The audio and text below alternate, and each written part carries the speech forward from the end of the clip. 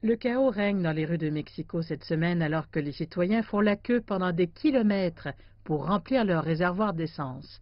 C'est le résultat de la campagne menée par le nouveau président du pays, Andrés Manuel López Obrador, pour lutter contre le vol de carburant par pipeline. C'est un crime, dit-il, qui coûte chaque année au Mexique plus de 3 milliards de dollars.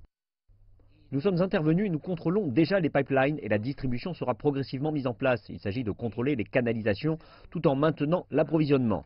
L'exploitation illégale de gazoducs a connu une croissance exponentielle sous l'administration du président précédent, Enrique Peña Nieto. Et López Obrador n'a pas perdu de temps depuis son entrée en fonction en décembre, tenant ainsi sa promesse d'agir.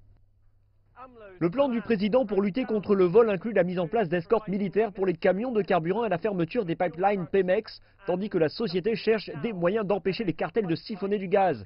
Et alors que le président affirme que le vol de carburant a considérablement diminué par rapport au niveau précédent, la crise a entraîné de graves pénuries dans 6 États.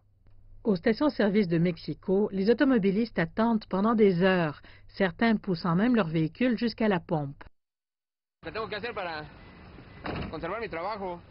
C'est ce que je dois faire pour garder mon travail. Rodelio Calderón est un consultant en énergie et déclare que cette soudaine pénurie montre simplement l'ampleur du vol de carburant.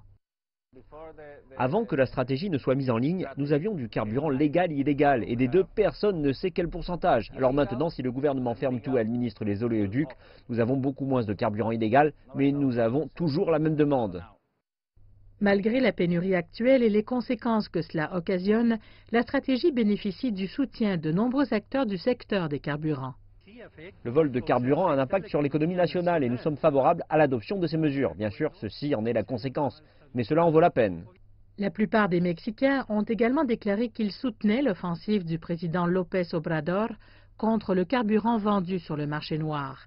Mais avec l'impact croissant sur le secteur privé et l'incapacité des citoyens ordinaires de se procurer le carburant dont ils ont besoin pour gagner leur vie, la première grande campagne de répression du président contre la corruption devra probablement être menée rapidement pour préserver ce soutien.